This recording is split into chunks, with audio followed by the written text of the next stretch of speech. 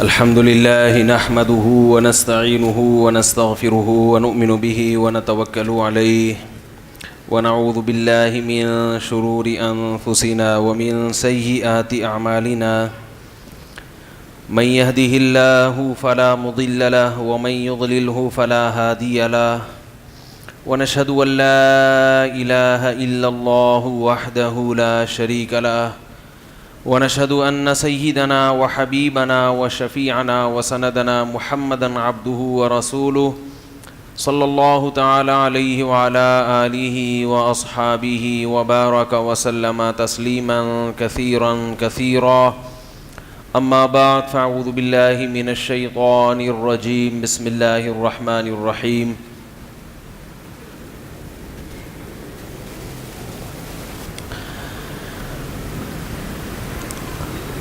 ألا يعلم من خلق وهو اللطيف الخبير هو الذي جعل لكم الأرض ذلولا فامشوا في مناكبها وكلوا من رزقه وإليه النشور. اپریل 2019 اور شعبان 1440 ہجری. بیان میں تھوڑا سا یہ آنا ضروری ہے.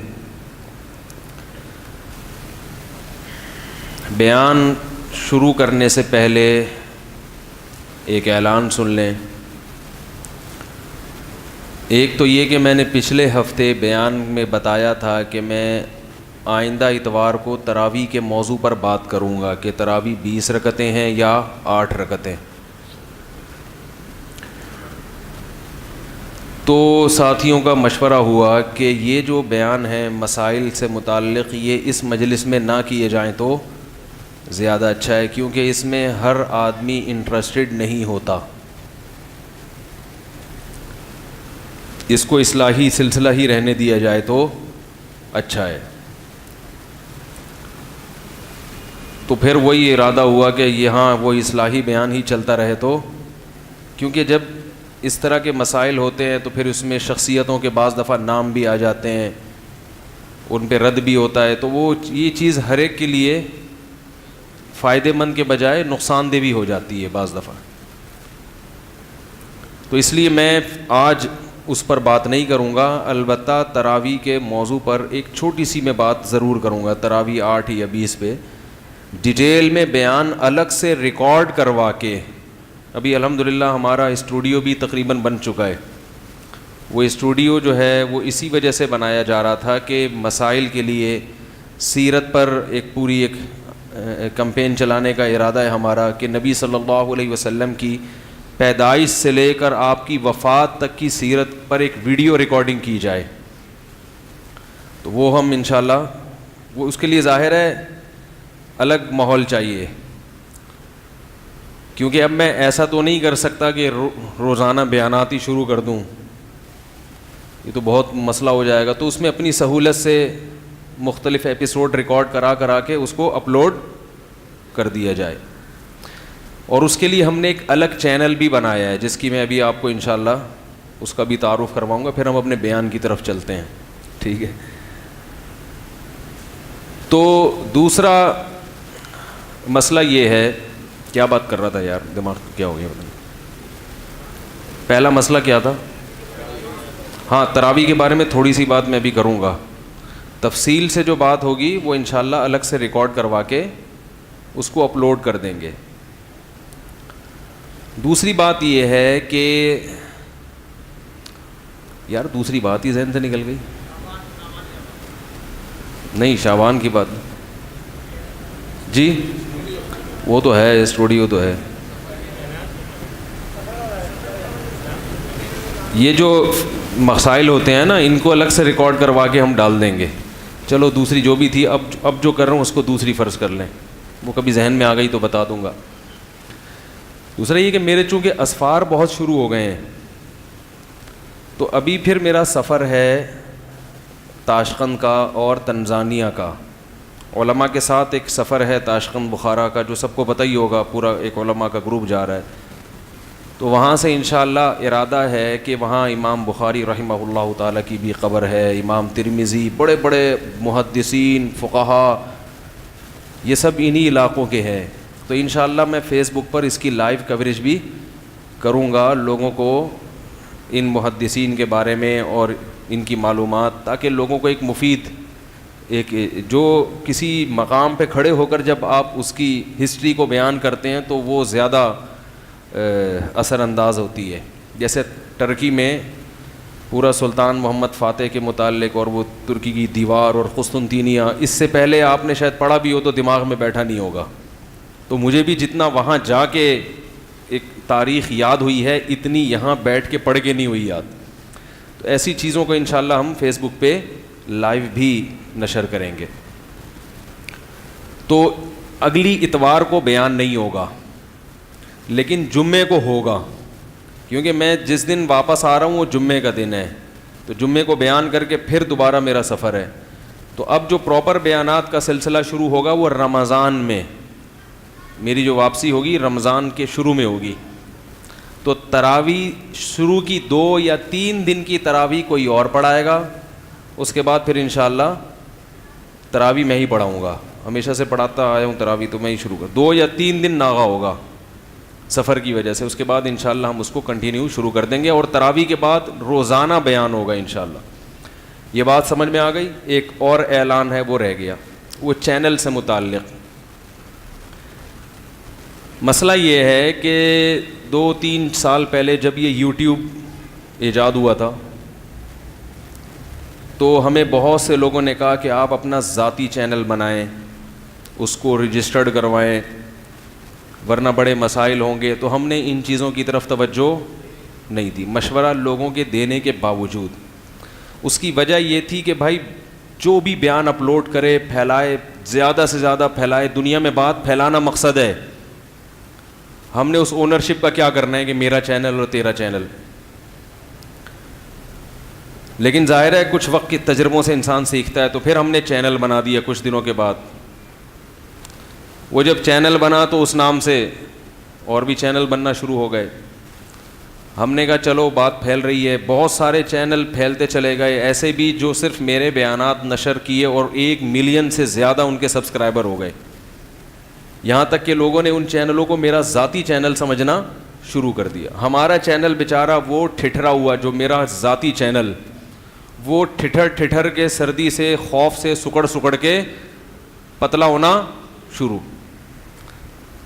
تو ہمیں اس کا غم اس لیے نہیں تھا کہ کام تو ہو رہا ہے نا بھائی. چینل کا مقصد ہے بیانات کو دنیا میں پھیلانا, تو وہ تو پھیل رہے ہیں, چلو ہم سے نہیں دوسرے سے. 1 ملین دیکھ کے 5 لاکھ ہو گئے, 6 لاکھ ہو گئے, 8 لاکھ ہو گئے, بہت زیادہ. ہم نے کہا بات پھیل رہی ہے.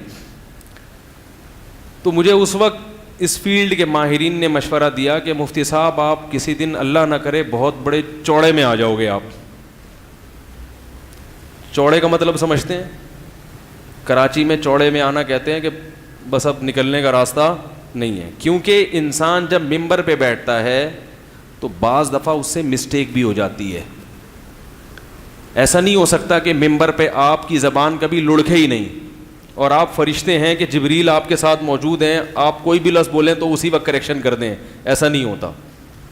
تو یہ جو چینلوں پہ آپ کے بیانات, ہم نے لائیو بھی اجازت دی چینلوں کو کہ آپ ہمارا بیان لائیو بھی چلائیں. کاپی رائٹ کا بھی ہم نے کوئی مسئلہ نہیں رکھا, کھلی چھوٹ. یہاں تک ہوا ہے اتنا بڑا ظرف کہ ہمارے بیان بعد میں میرے چینل پہ اپلوڈ ہو رہے ہیں تو ہمارے لیے کاپی رائٹ کے ایشو ہو گئے. نہیں یاری سمجھ میں, یعنی ہم دوسروں کے محتاج ہو گئے کہ بھائی میں کہہ رہا ہوں یار مفتی طارق مسعود صاحب کا بیان چاہیے مجھے. ٹھیک ہے نا, آپ اگر دے دیں گے تو بڑی آپ کی نوازش ہوگی. تو اس کا نقصان یہ ہوا, 2 نقصان. نمبر 1, اگر مجھ سے کبھی کوئی مسٹیک ہوئی تو وہ مسٹیک چلی گئی. اب میں رجوع کر رہا ہوں اس سے, تو رجوع والا کلپ نہیں چلا رہے چینل کہ مفتی صاحب نے اس غلطی سے کیا کر لیا ہے. ایک دفعہ میں نے ایک ضعیف حدیث بیان کی, وہ بہت چلی. میں نے بتایا کہ مجھ سے غلطی ہوئی ہے, یہ حدیث صحیح نہیں ہے, وہ چلی نہیں. کیونکہ جو یوٹیوبرز ہوتے ہیں وہ دیکھتے ہیں کہ چلتا کیا ہے مارکیٹ میں, وہ پبلک کی ڈیمانڈ کے پیچھے اکثر, زیادہ تر, سب کی بات نہیں کر رہا, زیادہ تر وہ دیکھتے ہیں پبلک کیا چاہتی ہے. وہ اس کے پیچھے چلتے ہیں. تو مسٹیک ہو گئی تو ہمارے لیے رجوع کا دروازہ بند. تو نتیجہ یہ نکلا کہ مجھے الگ سے ریکارڈنگ میں رجوع کروانا پڑا. اس رجوع کا نقصان کیا ہوا کہ ایک تو وہ چلا نہیں رجوع, جہاں چلا ہے تو لوگوں نے باتیں بنائی کہ پہلے کیا بول رہے تھے اب کیا بول رہے ہیں, کیونکہ لوگوں کا ظرف تو اتنا نہیں ہے نا کہ وہ دیکھیں کہ ایک آدمی میں بھائی رجوع کر رہا ہے. کسی نے کہا ڈر گیا, کسی نے کہا کیا ہوا, حالانکہ جب بیان ہوا تھا اسی وقت میں نے اس کو رجوع کر لیا تھا, لیکن وہ چلا رجوع 1 سال کے بعد. تو یہ بڑا نقصان ہوا کہ ہم اپنی ویڈیوز کے خود مالک نہیں تھے. دوسرا, جب بھی کہیں بیان ہوتا ہے اس میں کچھ باتیں ایسی ہوتی ہیں جو نجی محفل کے لیے ٹھیک ہوتی ہیں, خاص اپنے شاگردوں کے لیے ٹھیک ہوتی ہیں, ہر ایک طبقے کے لیے وہ ٹھیک نہیں ہوتی. شارٹ کلپ میں جو بات آتی ہے وہ بالکل ہائی لائٹ ہو جاتی ہے. تو میں نے دیکھا کہ بہت سے چینل یہ کر رہے ہیں کہ پورے بیان میں جو بہت اہم باتیں تھیں ان پہ کلپ نہیں بنا, جو بالکل ابے تبے والی باتیں جن کا لوگوں کی عملی زندگی سے کوئی تعلق نہیں ہے یا میری نجی زندگی سے تعلق ہے, وہ چینل لاکھوں تک پہنچ چکے ہیں. یعنی وہ کلپ جو ہے لاکھوں لوگوں میں وائرل ہوا ہے, حالانکہ وہ کوئی ایسی بات ہی نہیں تھی جس کو لاکھوں میں پھیلایا جائے. نہیں آ رہی بات سمجھ میں؟ بھائی آپ قوم کو میسج جو دیں گے جن کا ان کی عملی زندگی سے یعنی تعلق ہوگا وہ زیادہ اچھا ہے نا. کیا ہو گیا؟ جو اتنے اہم پورے بیان میں جو موضوعات تھے وہ زیادہ نہیں چل رہے.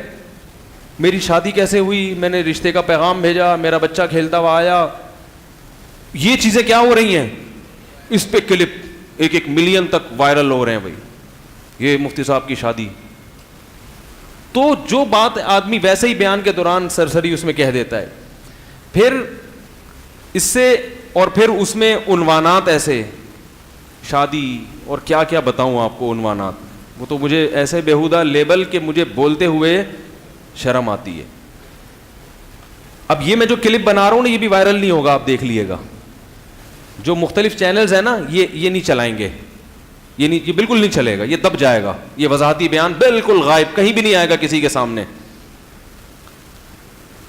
تو اب کیا ہوا کہ عنوانات بیہودہ, جو امیج دنیا کے سامنے جا رہا ہے وہ امیج وہ نہیں جا رہا جیسا میں خود ہوں. امیج کیا جا رہا ہے کہ ایک عجیب بچکانہ سے عنوانات, اور بس میں بیہودہ بھی ہوتے ہیں, فحش بھی ہوتے ہیں, جو بیان کرنے کے قابل نہیں ہے. حالانکہ اس میں بیان وہ نہیں ہوتا, اور اگر بیان وہ ہے بھی تو وہ پورے بیان میں 5 منٹ کی بات ہے نا, لیکن پورے بیان میں وہ کلپ لاکھوں تک پھیل گیا تو دنیا سمجھے گی کہ مفتی صاحب صبح بھی یہی ٹاپک, دوپہر بھی یہی ٹاپک, شام بھی یہی ٹاپک, ہر وقت اسی ٹاپک پر بات کرتے ہیں, اس کے علاوہ کسی اور ٹاپک پر بات. تو یہ بھی تو غلط ہے نا, دنیا میں اور بھی غم ہے زمانے میں محبت کے سوا. تو میں پھر ہماری یہ بھی میٹنگ ہوئی ہے, جو ایڈمن ہے امریکہ میں بھی ہوتے ہیں, یہاں عثمان بھائی بھی, تو ہم نے یہ فیصلہ کیا ہے کہ ان بیانات کو اپنے کنٹرول میں لینے کی بہت شدید ضرورت ہے. کہ بالکل انہوں نے ہماری چینل والوں نے گچی پکڑی ہوئی ہے, ہم ان کی گچی پکڑیں. ہم ان کو جیسا چلانا جو چیز ہم ان کو دیں گے وہ یہ چلے گی. یہ ہمیں نہیں, ایسا نہیں ہوگا کہ چینل پھیل گیا, اس کا نقصان ہوا کہ میں سارا دن ڈیلیٹ کرواتا رہتا ہوں. امریکہ فون کرتا ہوں, یار اس سے بولو یہ کیا لگا دیا, اس کو فون کر کے بولو اس کو ڈیلیٹ کرے, اس کو بولو اس کو ہٹائے, اس کو ہٹائے, اس کو ہٹائے. ہوتے ہوتے ہوتے ہوتے وہ ہٹتے بھی پھر وہ نالائق دوبارہ چلا دیتے ہیں. وہی ایک کلپ ایسا ہے جس کو میں ہٹوا کے تھک گیا ہوں, پھر کچھ دن بعد وہ کلپ وہی چینل دوبارہ چلا دیتا ہے. تو اب اصولی طور پر تو اسٹرائک دے کے اس چینل کو بند کروا دینا چاہیے فوراً, لیکن ہم نے ظرف وسیع کیا ہوا تو وہ بہت معاملہ ہمارے ہاتھ سے نکل گیا ہے. تو اس لیے اب ہم بند تو نہیں کروا رہے مختلف چینلوں کو, ابھی بھی ہم نے اتنا ظرف بڑا رکھا ہوا ہے, لیکن ہم یہ کر رہے ہیں کہ اب یہ جو فوراً جو ہم لائیو بیان نہیں فوراً نشر نہیں کر رہے, اس کی بھی یہی وجہ ہے. بہت سے لوگ کہہ رہے ہیں یوٹیوب پہ فیس بک پہ لائیو کیوں نہیں آ رہا. لائیو آتا ہے تھوڑی دیر کے بعد آتا ہے, آج کا بیان آئے گا کچھ وقت کے بعد. فوراً اس لیے نہیں آ رہا کہ فوراً چینل والے وہ لائیو بیان اٹھا لیتے ہیں اور پھر رائٹ کس کے ہاتھ میں چلا جاتا ہے, یعنی پھر ہم ان کو اپنی مرضی سے قابو نہیں کر سکتے. تو اس لیے ایک اہم اعلان سنیں اور اس کو زیادہ سے زیادہ پھیلائیں آگے, کہ میرا جو اب چینل ہے وہ ہم نے 2 چینل ہیں یوٹیوب پہ جو میرے ذاتی ہیں. ایک بالکل نیا چینل ہے شارٹ کلپس وغیرہ کے لیے, اس کا نام ہے مفتی طارق مسعود اسپیچز. سمجھ میں نہیں آ رہا, اس کا ابھی تک ایک بھی سبسکرائبر نہیں ہے, میں ہی اکیلا ہی ہوں گا شاید. تو وہ چینل اب آپ زیادہ سے زیادہ اس کو کیا کریں, تاکہ کوئی بھی ہم اعلان چلانا چاہیں تو ہمارے پاس ایک ذریعہ ہو. تو ظاہر ہے وہ جب زیادہ اس کے سبسکرائبر ہوں گے تو پھر وہ ہوگا, تو ہم اپنی بات پھیلا سکیں گے. تو یاد رہے گا نام, مفتی طارق مسعود اسپیچز کے نام سے. یہ ان لوگوں نے مجھے کہا ہے کہ میں اعلان کروں اس کا. دوسرا میرا جو سب سے پرانا چینل یوٹیوب پہ چلا آ رہا تھا اس کا نام ہے, کیا نام ہے وہ, ابے صحیح نام بتاؤ یار, مفتی طارق مسعود. بس یوٹیوب آفیشیل تو نہیں لگا ہوا نا. یوٹیوب کا جو سب سے پرانا چینل ہے جس کے 5-6 لاکھ سبسکرائبر ہیں, مفتی طارق مسعود, بس آفیشیل نہیں ہے. تو 2 چینل یاد رکھیں یوٹیوب پہ, ایک مفتی طارق مسعود اور ایک مفتی طارق مسعود اسپیچز. سمجھ میں آ رہی ہے بات؟ ان 2 چینلوں کے ہم ذمہ دار ہیں. ان پہ سب سے پہلے ویڈیو بیان سب سے پہلے ان پہ اپلوڈ ہوگا, لائیو جائے گا تو ان پہ جائے گا.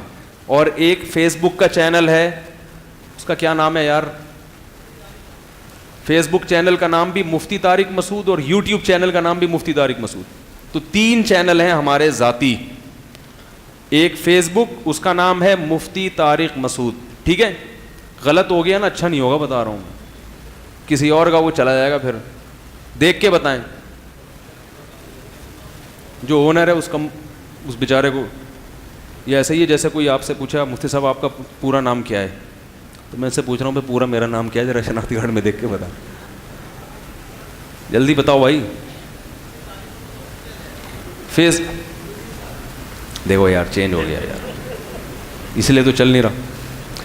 یوٹیوب کا جو پرانا چینل ہے مفتی طارق مسعود آفیشل, دیکھو چینج ہو گیا نا, خان تو نہیں لگا ہوا آخر میں, مفتی طارق مسعود آفیشل, یہ ہے یوٹیوب کا پرانا چینل, یہ بھی میرا ہے. نیا چینل ہے مفتی طارق مسعود اسپیچز, ٹھیک ہے, یہ بھی میرا ہے. اور فیس بک کا چینل ہے مفتی طارق مسعود. تو 3 چینل میرے ذاتی ہیں جن کا میں ذمہ دار ہوں, اس پر کچھ بھی آتا ہے اس کے علاوہ میں کسی کا ذمہ دار نہیں ہوں. اور ہماری ویڈیوز اب سب سے پہلے انہی 3 چینلز پہ آئیں گی, تاکہ اونرشپ کس کے پاس ہو. اگر کوئی ہماری مرضی کے خلاف کوئی کلپ چلاتا ہے تو ہم اس کو اسٹرائک دے کے فوراً سے پہلے بند کر دیں گے, معذرت کا موقع اس کو نہیں دیں گے, کیونکہ معذرت کرتے کرتے لاکھوں لوگ سن چکے ہوتے ہیں, دیکھ چکے ہوتے ہیں. دوبارہ بتا دوں تاکہ مجھے تو یاد ہو, مفتی طارق مسعود اسپیچز, مفتی طارق مسعود آفیشل, یہ 2 یوٹیوب کے چینل ہیں. اور فیس بک کا ہے مفتی طارق مسعود, بس یہ 3 یاد رہیں گے آپ کو. تو ان کو آپ زیادہ سے زیادہ سبسکرائب کریں تاکہ ان پہ جو ہے وہ ٹریفک بڑھے, اور ہم جب کوئی پیغام دینا چاہیں تو ان کے ذریعے پھیلے. باقی چینل جو کام کر رہے ہیں اچھی بات ہے, لیکن وہ پہلے سب سے پہلے شارٹ کلپ یا لائیو بیان اس پہ آئے گا, ٹھیک ہے نا, کیونکہ رمضان میں بھی کام تیزی سے بڑھے گا. اور اس پہ ہم اب مختلف چیزیں بھی لے کر آئیں گے. ہو گیا نا, ابے یہ پھر کنفیوز ہو جائیں گے لوگ یار. یہ لنک کا کیا ہے, نام ابھی نہیں آیا. نیا چینل جو ہے مفتی طارق مسعود اسپیچز, اس پہ سبسکرائب اس سے ہوگا www.muftitarikmasood.com/youtube. اس پہ جائیں گے تو وہ سبسکرائب کر سکتے ہیں آپ اس کو. پتہ نہیں کیا مطلب ہے اس کا. یہ بات کلیئر ہو گئی. اب تو تراویح کا تھوڑا سا میں مسئلہ بیان کر دوں, ڈیٹیل میں بیان بعد میں ہوگا. اچھا, یہ جو میں اعلان ریکارڈ کروا رہا ہوں چینلز کے بارے میں, اس کی ڈیٹ بھی, تاکہ اس سے پہلے کے سارے بیان منسوخ سمجھے جائیں. سمجھ رہے ہو؟ تو یہ ڈیٹ کیا ہے آج, 14 اپریل 2019 یہ ہو گیا. تراویح کا جو مسئلہ ہے, کیونکہ بیان اصلاحی کرنا ہے, اور رمضان میں انشاءاللہ تراویح کے بعد روزانہ بیان ہوا کرے گا انشاءاللہ, اور اسی چینل پہ اپلوڈ ہوگا, جو ہم نے 3 چینل بتائے نا اپنے, انہی پہ اپلوڈ ہوا کرے گا وہ. تراویح کا جو مسئلہ ہے 8 رکعت تراویح یا 20 رکعت تراویح, اس میں جو حضرات کہتے ہیں کہ 8 رکعت تراویح سنت ہے, ان کے دلائل کا میں خلاصہ بیان کر دیتا ہوں. 10 منٹ کے اندر کوشش کرتا ہوں اپنی بحث کو سمیٹ. جو حضرات تفصیل سے بیان بعد میں ہوگا پورے حوالوں کے ساتھ, وہ میں ریکارڈ کروا کے انشاءاللہ اپلوڈ کروا دوں گا. جو اسٹوڈیو ہمارا ابھی کمرہ تیار ہو رہا ہے, ہمارے بیٹھنے کی جگہ ہی نہیں ہے, کیونکہ گھر ہے میرا, گھر میں بچے ہیں, کوئی کمرہ ایسا ہے ہی نہیں, جہاں جاؤ بچے ہر جگہ سے ماشاءاللہ گھستے ہیں اور شور شرابہ کرتے ہیں. آفس جو ہے میرا وہ جامعہ میں ہے, وہاں تو ورکنگ سارا کام ہمارا لیپ ٹاپ رکھا ہے, اس میں تو فتاویٰ حل کرتے ہیں, وہاں تو ریکارڈنگ ہو ہی نہیں سکتی. تو مسجد میں ہم یعنی جو مجمع ہوتا ہے, تو مجمع یہ فروعی اختلافی مسائل, بعض لوگوں کا تو مجمع ہی وہی ہوتا ہے نا جو یہی مسائل سننے کے لیے آتا ہے. ہمارا جو مجمع ہے اصل تو اصلاحی بیان سننے کے لیے آتا ہے. تو اس لیے ان کے سامنے تو پھر نتیجہ یہی نکلا ہے کہ ایک الگ سے کچھ کمرہ بنایا جائے, اس میں جن لوگوں کو ان مسائل میں دلچسپی ہے ان کے بیٹھنے کی جگہ بھی ہے. جو انہی مسائل میں الجھے ہوئے ہیں کہ 8 رکعت تراویح ہے کہ 20 ہے, زور سے آمین ہے کہ آہستہ آمین ہے, فاتحہ اونچی پڑھنی ہے کہ آہستہ پڑھنی ہے, پگڑی ہری پہننی ہے کہ سفید میں, کچھ لوگوں کے مسئلے ہی اختلافی ہوتے ہیں, ٹھیک ہے نا.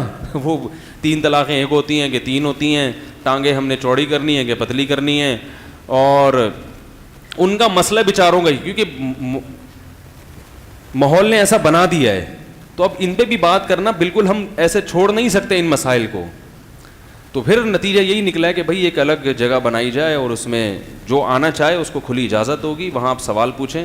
ایک صاحب ہیں واٹس ایپ پہ میرا خون پیا ہوا ہے, انہوں نے مسلسل ایک ہی سوال فقہ حنفی میں یہ لکھا, فلاں فقہ میں یہ لکھا, مولوی یوں میں نے ان سے بولا میں واٹس ایپ پہ جواب نہیں دوں گا, آپ آئیں محبت سے تمیز سے بیٹھ کے بات کریں, آپ کے سارے سوالات کے جواب میرے پاس ہیں. لیکن وہ نہیں مانے, پھر انہوں نے بھیجا, پھر میں نے جواب دیا. پھر جب بھیجا تو میں نے کہا یہ جو محلے میں بعض عورتیں فسادی ہوتی ہیں, کچھ ادھر جا کے اس کے کان بھرے, میں نے کہا آپ بھی مجھے ایسے ہی لگ رہے ہو, آپ کا مقصد حق کی تلاش نہیں ہے.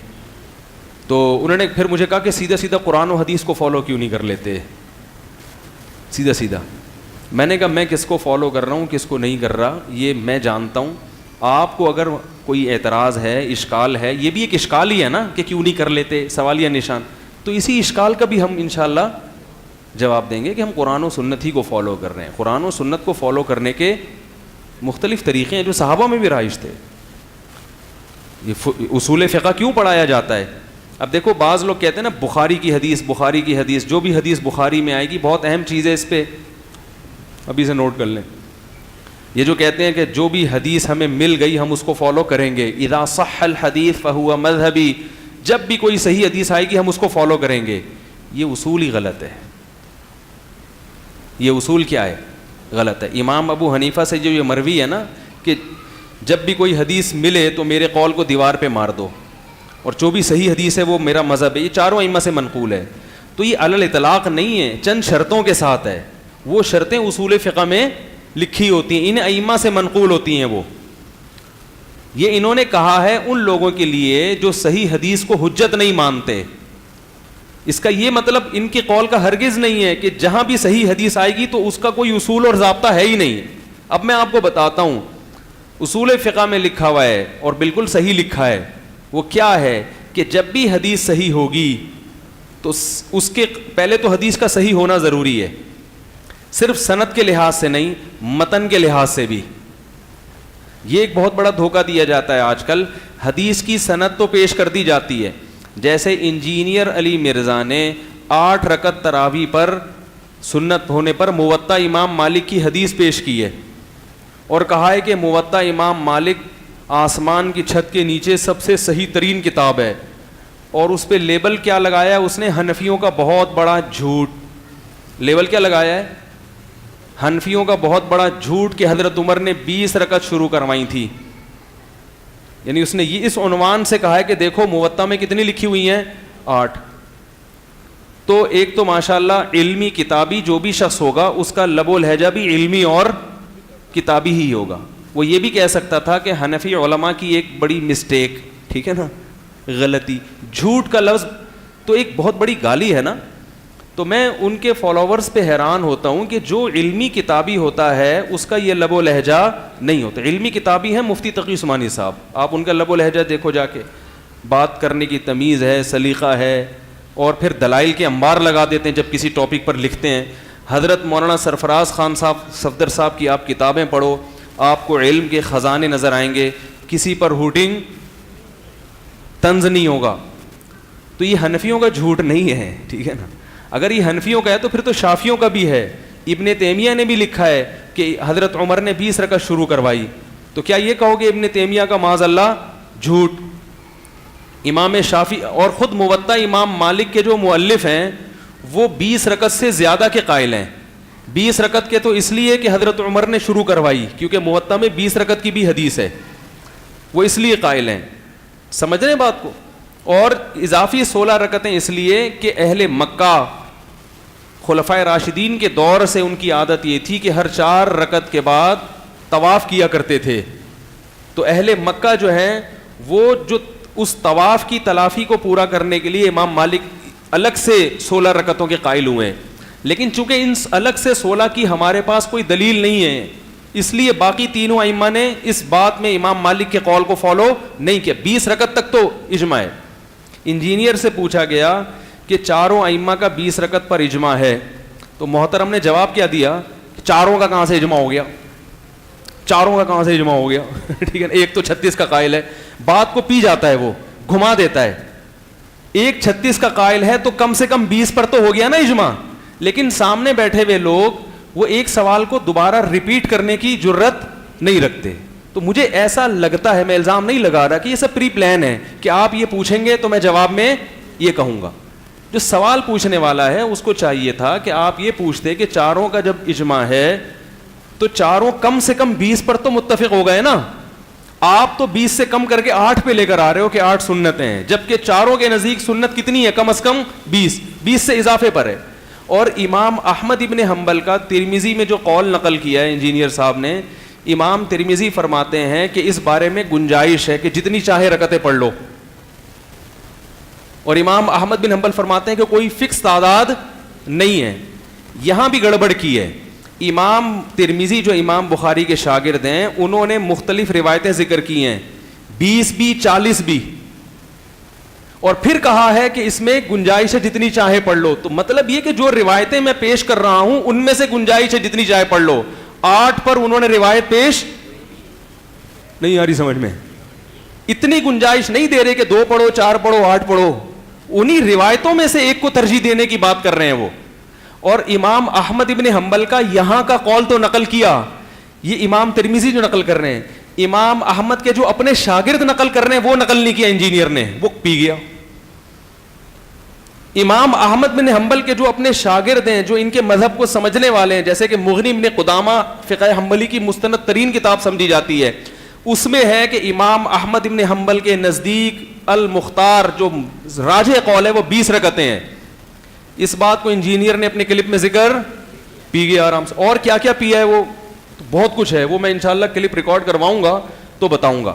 ایک اور چیز پی گئے, انہوں نے کہا کہ موطا امام مالک جو ہے نا سب سے مسترد ترین کتاب ہے, اس میں کوئی حدیث بھی ضعیف نہیں ہے.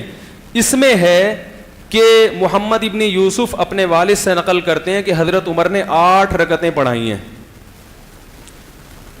آئی بات سمجھ میں؟ اب اس کی سند پہ تو اعتراض نہیں ہے, متن پہ اعتراض ہے. محدثین کہتے ہیں کہ محمد ابن یوسف نے اپنے جو والد ہیں ان سے 8 بھی نقل کی ہیں اور 20 بھی. اس کی وجہ سے متن میں کیا پیدا ہو گیا؟ اضطراب. اور جب حدیث مضطرب ہو جاتی ہے تو سند کے صحیح ہونے کے باوجود وہ قابل عمل نہیں ہوتی. تدریب الراوی میں لکھا ہے, جو حدیث اصول حدیث کی کتاب ہے جس کو سب مانتے ہیں, اہل حدیث بھی, حنفی بھی, بریلوی بھی, سب پڑھائے جاتے, اس میں لکھا ہوا ہے الاضطراب قد یجامع الصحہ, سند کے صحیح ہونے کے باوجود حدیث مضطرب ہو سکتی ہے. اور مضطرب حدیث بھی ضعیف حدیث کی ایک قسم میں سے ہے. اور اضطراب اگر رفع کرنا ممکن ہو تو رفع کیا جاتا ہے, اگر رفع کرنا ممکن نہ ہو تو وہ حدیث ہی ریجیکٹ کر دی جاتی ہے. سند میں کیونکہ جتنی بھی سندیں ہیں نا وہ سب صحیح ہیں, کسی سند کی بیس پر دوسری حدیث کو ترجیح نہیں دی جا سکتی, جس کی وجہ سے اس حدیث کو محدثین نے کیا کر دیا, بولو بھائی, مسترد کر دیا. یہی وجہ ہے کہ چاروں ائمہ نے کہیں بھی ان سے 8 رکعت کا قول منقول نہیں ہے, حتیٰ کہ امام مالک جو موطا کے مؤلف ہیں وہ خود اس حدیث کو فالو, بولو بھائی, نہیں کر رہے. اور اس پر لیبل کیا لگایا, حنفیوں کا جھوٹ. اتنی بڑی آپ علمی خیانت کر رہے ہو اور دوسرے کو آپ غلط قرار دینے کے لیے بھی الفاظ شائستہ استعمال نہیں کر رہے. اسے کہتے ہیں کہ انسان جاہل ہو مگر اتنا بڑا جاہل کہ اسے اپنے جاہل ہونے کا علم بھی نہ ہو. اس کو کیا کہتے ہیں؟ دوسری حدیث جو موطا میں ہے جس میں آتا ہے کہ حضرت عمر نے 20 رکعتیں پڑھائیں, اس کو کہا ہے کہ منقطع ہے. انجینئر نے کہا ہے کہ کیا ہے, منقطع. اور منقطع حدیث کیا ہوتی ہے, ضعیف, حالانکہ وہ مرسل ہے. جو آدمی بیچارہ اصطلاح حدیث سے واقف نہ ہو وہ ابو حنیفہ اور امام شافعی کے قول سے ہٹا کے ہم کو کس پہ لگا رہا ہے, اپنی تقلید پہ. مرسل کہتے ہیں کہ راوی بالکل شروع میں گرا ہوا ہو. شروع سمجھتے ہیں؟ مثال کے طور پر میں نے ان سے ایک حدیث سنی, ٹھیک ہے, اور انہوں نے ان کا قول نقل کر رہے ہیں, پھر مجھ سے انہوں نے سنی, ان سے انہوں نے سنی, یہ پوری ایک چین بنتی ہے نا. یہ چین درمیان سے کوئی بندہ غائب ہوگا تو اس کو اصطلاح میں اکثر منقطع حدیث کہا جائے. درمیان سے بندہ کیا ہے, شارٹ ہے. مرسل اس حدیث کو کہتے ہیں کہ میں نے ان سے سنی تھی اور یہ ان کا قول, یہ فرض کریں کوئی صحابی یا تابعی کا قول, یہ تابعی ہے فرض کر لیں. میں آسان زبان میں سمجھاتا ہوں نا تاکہ مثال سے بات سمجھ میں آتی ہے. میں کہتا ہوں کہ انہوں نے اس سے بیان کیا کہ یہ ایسا کر رہے تھے تو یہ متصل ہے, لیکن میں ان کو ہٹا کے ڈائریکٹ ان کی طرف نسبت کر دیتا ہوں. درمیان کا راوی میں نے کیا کر دیا, گول, تو یہ بالکل سند کے اوپر سے راوی گرا ہوا ہے. جب سند کے بالکل اوپر سے راوی گرتا ہے تو اس کو مرسل کہا جاتا ہے. نہیں آ رہی بات سمجھ؟ تو یہ ضعیف حدیث کی اقسام میں نہیں ہے, بلکہ اس میں یہ دیکھا جاتا ہے کہ یہ سب سے پہلی چیز کس زمانے کی مرسل ہے, کیونکہ صحابہ تابعین کے ابتدائی دور میں مرسل حدیثیں بیان کرنے کا رواج بہت زیادہ تھا. یعنی میں سند کو حذف کر کے ڈائریکٹ نسبت کر دیا کرتا تھا, کیونکہ اس زمانے میں جھوٹ زیادہ عام نہیں ہوا تھا. سمجھ میں آ رہی ہے بات؟ تو ڈائریکٹ لوگ تابعی ڈائریکٹ کہتے تھے کہ نبی صلی اللہ علیہ وسلم نے فرمایا, درمیان میں صحابی کا واسطہ حذف کر دیا. تو اس میں پھر محدثین کا اختلاف ہوتا تھا کہ یہ حدیث لینی ہے کہ علل اطلاق, نہ تو اس کو قبول کیا جاتا تھا اور نہ علل اطلاق اس کو رد کیا جاتا, بلکہ قرائن دیکھے جاتے ہیں اس پہ. اور بھی بہت کچھ ہے اس میں. ایک چیز کیا ہے, قرینہ دیکھا جائے گا کہ قرائن سے کیا پتہ چلتا ہے کہ اس نے سچ کہا یا جھوٹ کہا. تو یہ جو حدیث مرسل ہے اس لیے مرسل ہے کہ جو روایت کو بیان کرنے والا ہے اس نے حضرت عمر کا زمانہ نہیں دیکھا, تو یقیناً وہ کسی ایسے سے نقل کر رہا ہے جس نے حضرت عمر کا زمانہ دیکھا ہے, لیکن اس کا نام ہائی لائٹ نہیں کر رہا. تو اب اس بیس پر نہ تو حدیث کو صحیح قرار دیا جائے گا اور نہ ضعیف, بلکہ قرائن دیکھے جائیں گے. قرائن کیا ہیں کہ حضرت عمر نے اگر 8 شروع کی ہوتی تو کوفہ میں, بصرہ میں, دمشق میں, مصر میں کہیں تو 8 ہو رہی ہوتی. کوئی امام تو قائل ہوتا ہم سب طرف دیکھ رہے ہیں کتنی ہو رہی ہیں, 20. نہیں آ رہی بات, ہم ہر جگہ کیا دیکھ رہے ہیں, اس میں کمی ہوئی ہے تو تھوڑی سی, کسی نے 16 نقل کی تو کسی نے 24 اور کسی نے 40 بھی, لیکن میجورٹی کیا کر رہی ہے, 20. حتیٰ کہ جو ائمہ مجتہدین ہیں جن کا کام ہی ہے کہ مختلف روایتوں کو دیکھ کر فتویٰ دینا کہ اس میں صحیح کون سی ہے, وہ ہیں بڑے بڑے 4. ان چاروں نے کم سے کم 20 رکعت پر کیا کیا, اجماع کیا. تو یہ اس کی علامت ہے. اور حضرت عمر سے اس کے علاوہ کچھ منقول بھی نہیں ہے, نہ 40 منقول ہے نہ 16 منقول ہیں. تو ہم کہتے ہیں 40 والی روایتیں بھی غلط ہیں 16, کیونکہ حضرت عمر سے 2 قسم کے, یا تو 8 یا 20. 20 پر تواتر چلا آ رہا ہے, عمل چلا آ رہا ہے, اس کا مطلب 20 والی درست ہے. 8 پر تو امام مالک خود عمل نہیں کر رہے جو کتاب کا مؤلف ہے, اور اس زمانے میں کوئی ایک صحابی, کوئی ایک تابعی دکھا دو مجھے ضعیف سند سے بھی جس نے رمضان میں عشاء کی نماز کے بعد 8 رکعتوں کی جماعت کرائی ہو. کوئی ایک دکھا دو. کوئی ایک تو ہوتا جو کہتا کہ اصل چونکہ 8 سنت ہے لہذا اصل کو میں فالو کروں گا. یہ سب نقل کی طرف کیوں آ گئے؟ بھائی انجینئر نے یہ دعویٰ کیا کہ 8 اصل سنت ہیں, اس کے علاوہ گریبی ہے, جتنی چاہے پڑھو, 10 پڑھو, 16 پڑھو, 18 پڑھو, 20 پڑھو, جتنی چاہے پڑھو. تو 8 اگر اصل ہوتی تو اس دور میں کوئی ایک صحابی تابعی تو دکھا دو جو اس اصل سنت کو کیا کر رہا ہو, زندہ. اور انہوں نے یہ بھی دلیل دی ہے کہ رکعتوں کو طول دینا یہ زیادہ بہتر ہے. انجینئر نے دعویٰ کیا ہے, وہ جو مشہور کلپ ہے نا اس کے جس میں اس نے دعویٰ کیا میرا سب سے زیادہ کلپ وائرل ہوا ہے, وہ بھی جھوٹ بولا ہے اس نے, وہ بھی غلط بولا ہے, کیونکہ ان کے علاوہ جو کلپ ہیں وہ زیادہ چلے ہیں. چلو مان لو آپ کا کلپ دنیا میں سب سے زیادہ پھیلا ہے, لیکن آپ نے اس میں دعوے کیا کیے ہیں؟ اس میں یہ کہا ہے کہ 8 اصل سنت ہے, اس کے علاوہ کیا ہے, گریبی, جتنے چاہے پڑھو.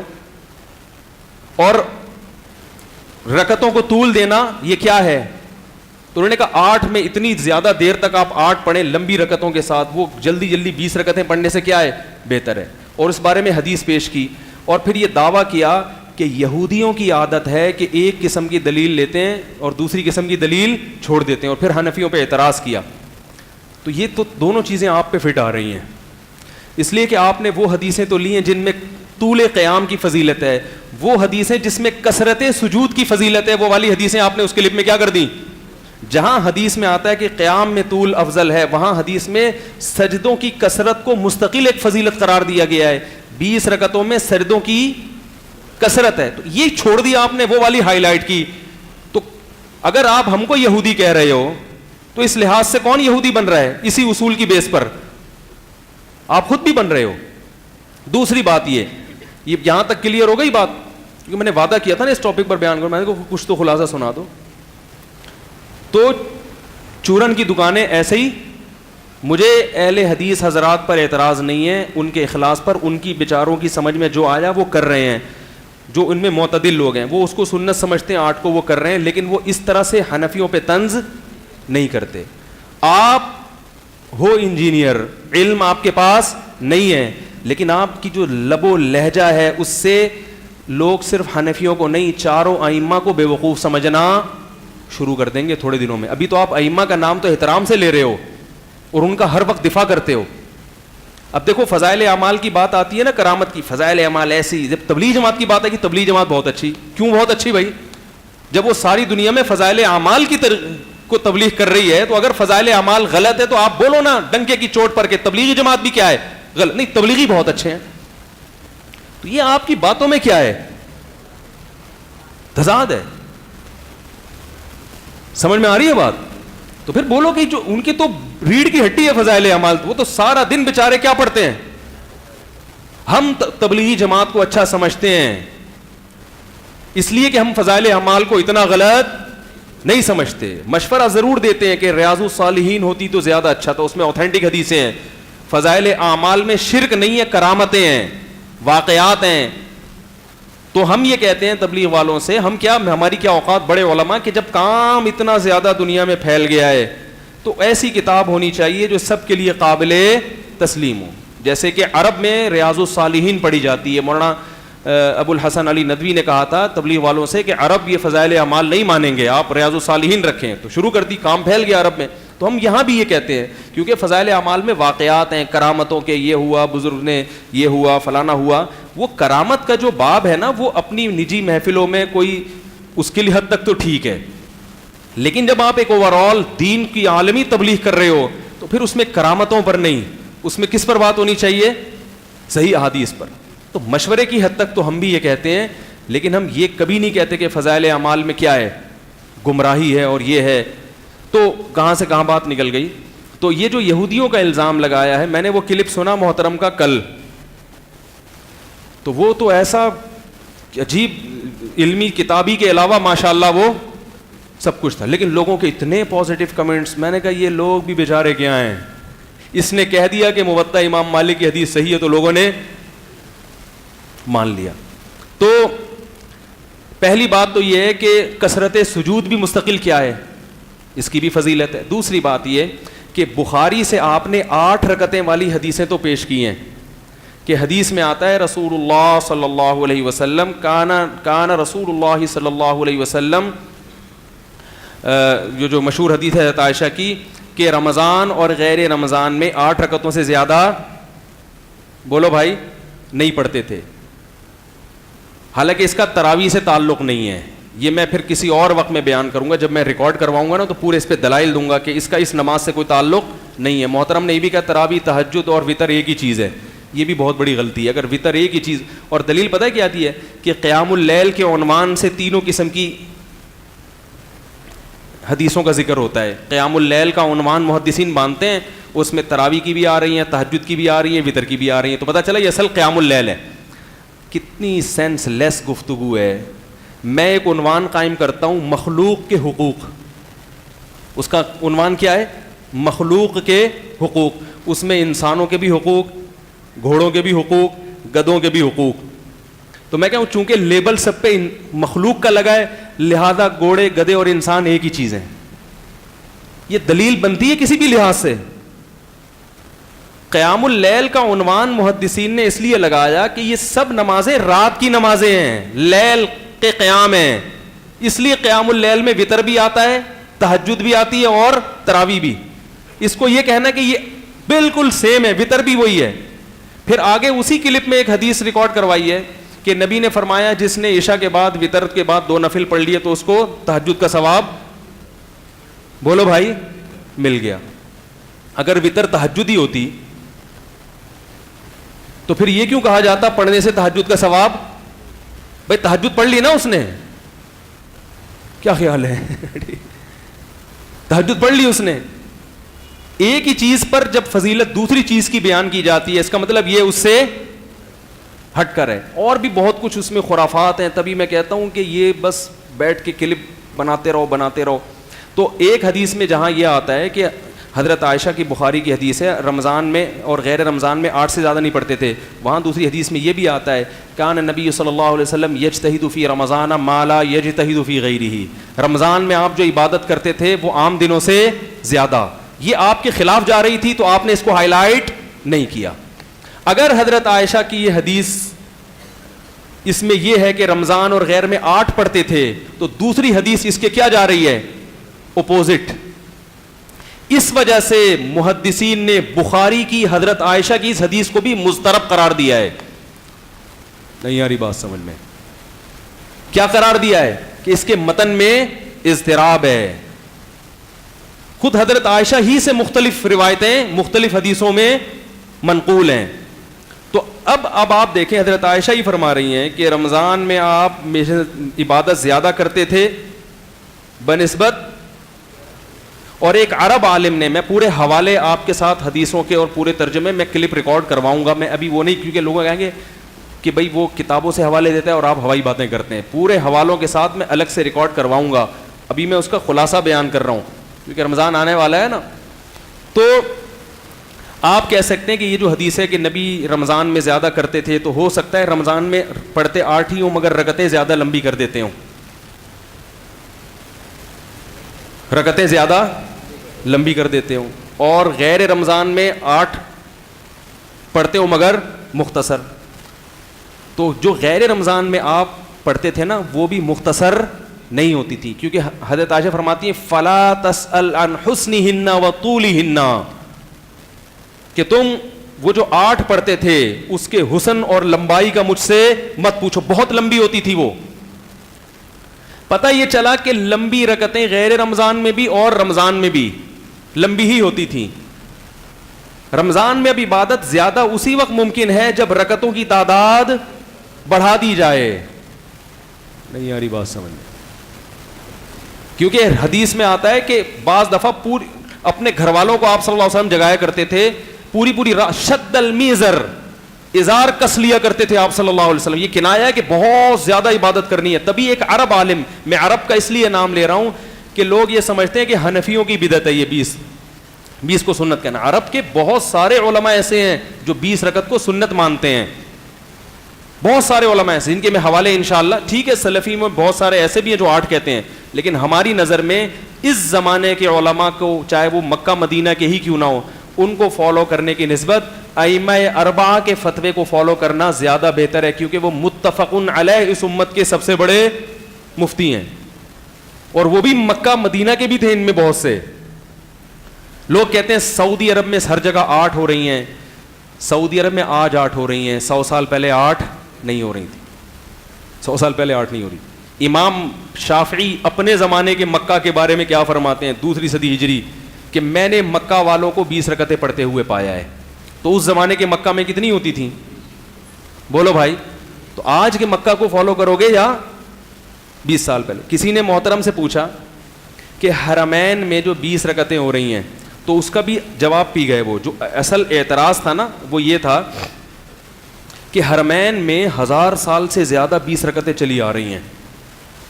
تو جواب محترم نے یہ دیا کہ حرمین میں تو زور سے آمین بھی ہوتی ہے, حرمین میں تو رفع الیدین بھی ہوتا ہے, اتنی زور سے آمین کہ پورا مجمع گونج اٹھتا ہے. اس کا جواب یہ ہے کہ حرمین میں زور سے آمین ہو رہی ہے, مگر 1000 سال سے, بولو بھائی, نہیں ہو رہی. اور سب زور سے آمین نہیں کہہ رہے, جو زور سے بولے گا اسی کی آواز گونجے گی نا, جو آہستہ بولے گا اس کا کیا گونجے گا. حرمین میں رفع الیدین سے نماز پڑھتے ہیں, مگر 1400 سال سے پڑھتے. جب حنفیوں کی حکومت تھی 700 سال, تو رفع الیدین کے بغیر نماز, جو حنفی امام نماز پڑھاتا تھا رفع الیدین کے بغیر پڑھاتا تھا. تو سوال یہ نہیں ہے کہ حرمین میں کیا ہو رہا ہے, یہ ہمارا سوال ہی نہیں ہے. سوال یہ کہ کیا مسجد حرام اور مسجد نبوی میں 20 سال سے 20 رکعتیں 1200 جو حضرت عمر نے جب سے شروع کرائیں اس وقت سے اب تک 20 رکعتیں, اگر یہ 8 تھیں تو 20 کب شروع ہوئی, کس تاریخ کو شروع ہوئی؟ حضرت عمر نے اگر 8 شروع کرائی تھی مسجد نبوی میں, تو یہ 20 پر امت کس وقت سے آئی ہے؟ اصل سنت کو امت نے چھوڑا کب؟ چھوڑا تو پبلک نے احتجاج کیوں نہیں کیا؟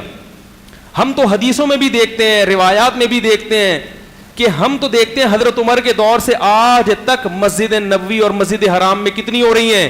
20. ہم کہتے ہیں کبھی آمین زور سے ہوئی, کبھی نہیں ہوئی, کبھی رفع الیدین ہوا, کبھی نہیں ہوا.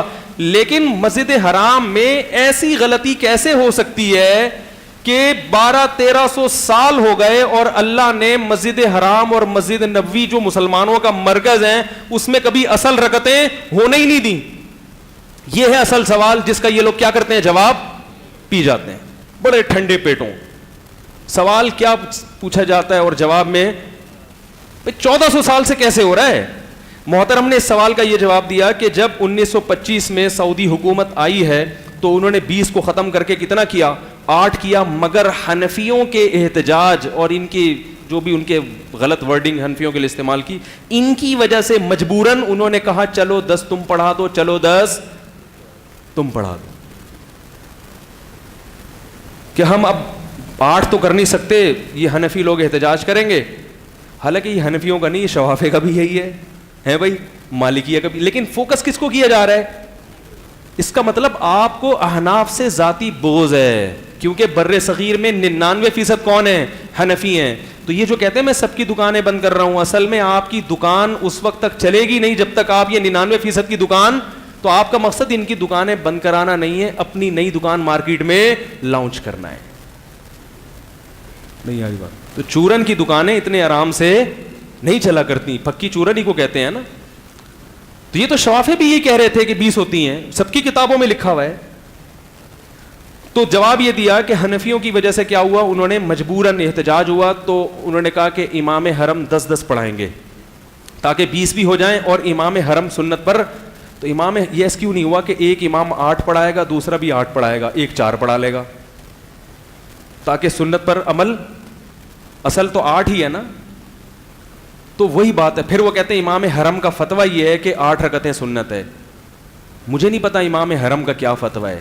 فقہ حنبلی جو سعودی عرب میں آفیشلی نافذ ہے قانوناً, اس میں 20 ہی ہے. لیکن اگر امام حرم کا فتویٰ بھی ہے تو امام حرم ہماری سر آنکھوں پہ, ہم ان کی خاک کے برابر بھی نہیں ہیں. لیکن اگر فتوے کو فالو کرنا ہے تو امام احمد ابن حنبل وہ زیادہ اس بات کے لائق ہیں کہ ان کے فتوے کو فالو کیا جائے. امام شافعی, امام مالک, امام ابو حنیفہ. بات آ رہی ہے سمجھ میں؟ وہ پھر زیادہ, وہ نبی کے دور کے قریب کے لوگ ہیں, عبداللہ بن مسعود نے 20 پڑھائی ہیں. میں بھی روایتیں جب پیش کروں گا نا پھر آپ دیکھو گے صحابہ تابعین کیا دھڑا دھڑ روایتوں پہ روایتیں ہیں. ان کو کسی کو بھی خیال نہیں آیا کہ اصل تو کتنی ہے. انہوں نے ایک بدعت کا بیج بو دیا اور پوری امت اس کو فالو کرتی. اب جا کے سعودی عرب میں سلفیت کیونکہ پھیل چکی ہے تو اب سعودیہ میں UAE وغیرہ میں 8 پہلے نہیں ہوتی تھیں. تو اب بات سمجھ میں آئی. آخری بات کر کے بیان ختم کرتا ہوں. انہوں نے یہ فرمایا ارشاد کہ وہ 20 شروع کر دیں تو حنفیوں کی وجہ سے کتنی ہو گئی 10 وہ 10 اس طرح کر کے وہ کر دیا انہوں نے. اور پھر آگے فرمائے چونکہ 500-600-700 سال تک خلافت عثمانی میں حنفیوں کی حکومت رہی ہے نا, اس کے ان صوفیوں کے اثرات تھے جو اب تک چلے آ رہے ہیں. حالانکہ حرم میں احناف کی جب 700 سال حکومت رہی ہے صرف اس دور میں نہیں ہوئی ہے بلکہ اس سے پہلے بھی بولو بھائی 20 ہوتی رہی ہیں. یہ صوفیوں کے جاہلوں کے اثرات نہیں ہیں. اور آپ نے یہ تو مان لیا کہ اس امت کی قیادت 700 سال کس کے ہاتھ میں رہی ہے, جس میں حرمین بھی تھا. آپ امام حرم جو حرم کا صرف امام ہے اس کے قول کو حجت کے طور پہ پیش کر رہے ہو, اور جس کے ہاتھ میں حرمین کی حکومت ہو 700 سال تک اس کو جھوٹا کذاب صوفی بدعتی کے القاب سے تعبیر کر رہے ہو. تو میرے بھائی یہ انصاف نہیں آ رہی بات سمجھ میں. حرمین کا 700 سال یورپ سے دفاع کس نے کیا ہے؟ احناف نے کیا ہے. 600-700 سال بچانے والے کون ہیں؟ حرمین کی حفاظت کرنے والے کون ہیں؟ اور میں نے بتایا کہ جب احناف کی حکومت تھی تو مکہ مدینہ بھی بچا ہوا تھا اور فلسطین ہمارا بیت المقدس بھی بچا ہوا تھا. جب احناف کی حکومت گئی ہے بیت المقدس ہمارے ہاتھ سے نکل گیا. تو آپ کا تو قبلہ بچانے والے احناف ہیں. مجھے حنفی مذہب کو پروموٹ کرنے کا کوئی شوق نہیں ہے. میں صرف یہ کہہ رہا ہوں کہ یہ جو نئے فتنے آ رہے ہیں نا اور یہ کہہ رہے ہیں یہ غلط, ان کا مقصد حق کو بیان کرنا نہیں ہے. ان کا مقصد اپنی دکانیں مارکیٹ میں اپنی پروڈکٹ کو لانچ کرنا ہے. نہیں آ رہی بات میرا خیال ہے. تو اٹھا کر پھینک دو باہر گلی میں, نئی تہذیب کے انڈے ہیں گندے. یہ سب باتیں تو 700 سال سے پہلے بھی 20 ہی ہوتی تھیں, اس کے بعد بھی 20 ہی ہوئی ہیں. تو 700 سال تک غلط لوگوں کے ہاتھ میں حکومت. اچھا ایک صاحب مجھے کہنے لگے کہ یہ جو فقہ حنفی ہے نا یہ تو تلوار کے زور سے پھیلا ہے, تلوار کے زور سے. میں نے کہا دیکھو جب اسلام دنیا میں پھیلا ہے, جب اسلام دنیا میں آیا ہے تو جب یہ فقہ مدون ہو گئے, جب تک مدون نہیں تھے تو الگ بات تھی, جب یہ مدون ہو گئے تو کہیں شافی مذہب کی شکل میں گیا, کہیں مالکی مذہب کی شکل میں گیا, کہیں حنفی اور کہیں حنبلی مذہب کی شکل میں.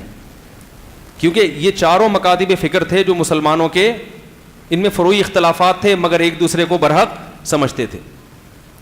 تو زمین کے زیادہ بڑے حصے پر جو خلافت قائم ہوئی ہے وہ کس کی ہوئی ہے؟ احناف.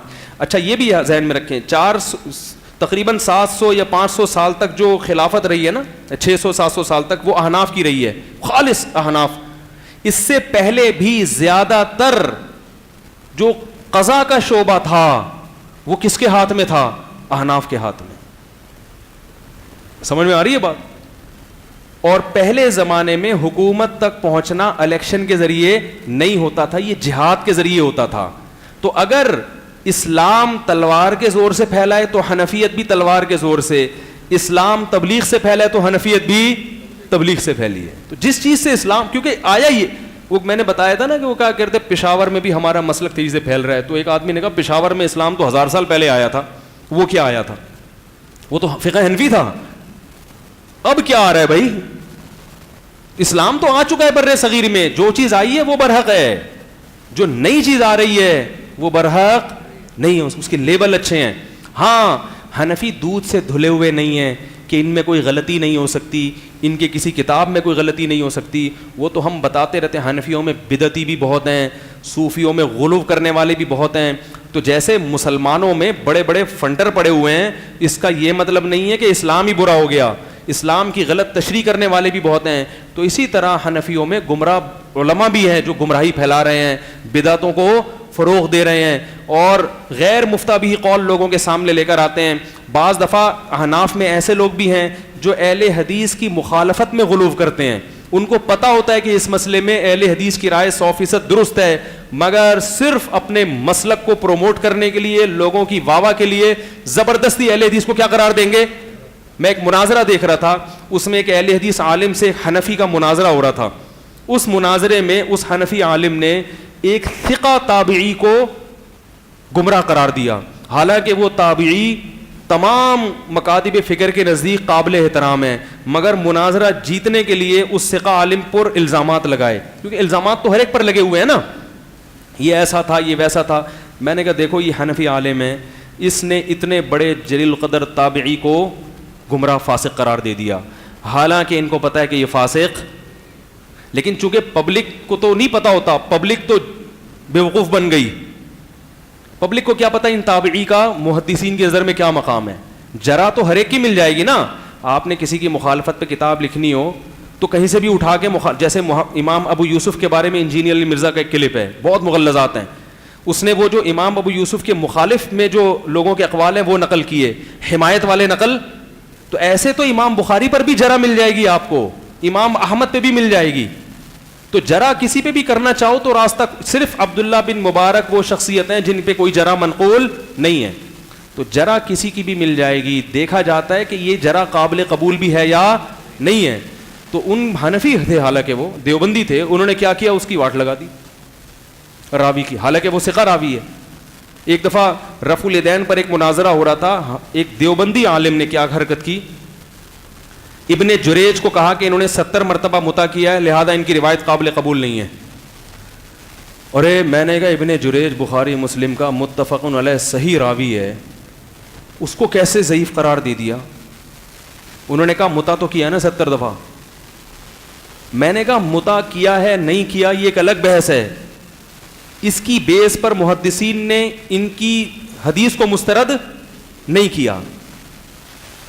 انہوں نے کہا یہ بات تو آپ جانتے ہو, میں جانتا ہوں, پبلک تو نہیں جانتی. بات آ رہی سمجھ میں. تو یہ خیانت بعض اہل حدیثوں میں بھی ملے گی, بعض بریلویوں میں بھی ملے گی, بعض دیوبندیوں میں بھی, سب میں ہے یہ. تو وہ تو کہیں بھی ہو تو کیا ہے, وہ غلط ہے. سمجھ میں نہیں آ رہی میرے خیال بات. تو اس کی بیس پر یہ نہیں ہوتا کہ آپ نے ایک کلپ دیکھے کہ یار یہ خام خام ہے تو آپ نے سب کو غلط قرار دیا. تو فقہ حنفی قرآن و حدیث کا نچوڑ ہے, صدیوں سے حکومت میں رہا ہے, 700 سال تک دنیا پہ فقہ حنفی رائج رہا, بہت سارے, سب جگہ نہیں.